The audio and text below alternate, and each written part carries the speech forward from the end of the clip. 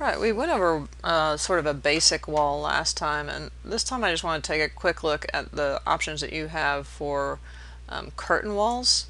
So if I go to wall, I go to the pull down, I go to wall architectural, and I go to my type selector, and I go in and scroll down, you're going to get curtain wall. Whoops, sorry about that.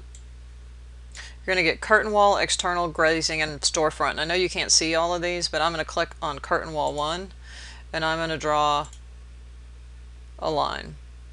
Okay. And then I'm going to go back to wall, wall architectural, come down.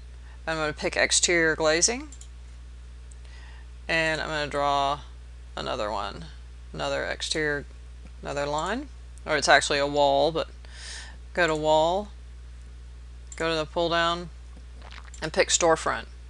Okay.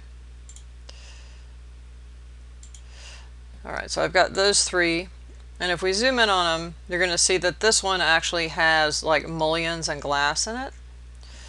This one has little divisions in it, and this one is just a pane of glass. So basically what these are a similar construction with more detail added to them. So if I go to a 3D view, and let's spin around, right?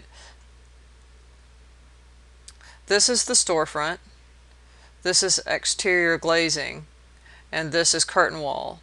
So if you have a curtain wall, you can actually come in and put a curtain grid on it.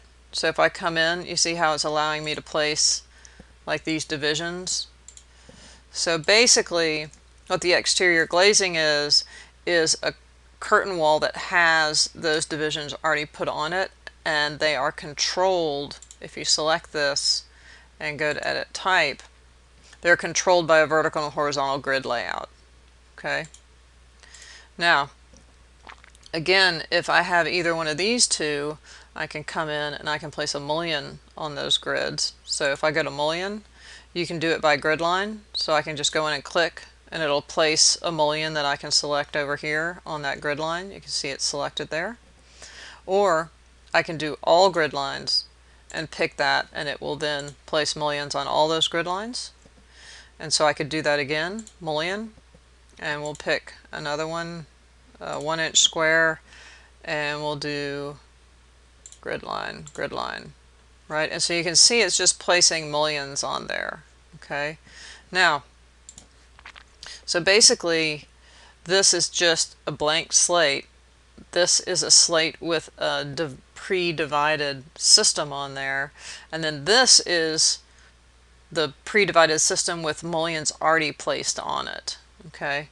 Now you can do other things with these, like you can individually come in and sort of tab select different pieces of these, like there's the panel and there's that, and you can delete pieces of it. So I could come in and delete that and unpin that and delete it, you know. So you can come in and sort of add and subtract, you know. If you unpin that, delete, it won't let me delete the grid line, so that's interesting. But you can come in and delete and modify different pieces of it.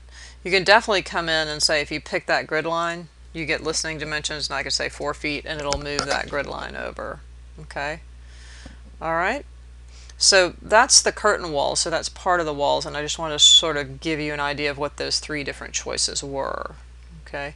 The last thing is that when you want to modify the system itself, you have to hover over it and tab select until you get the overall system. And then you can go in and edit it just like a wall with a top and a bottom, and edit the type properties like the grid system layout and the mullions. Okay. You can also create your own custom mullion profiles and add them in here as well. It's a little bit more advanced.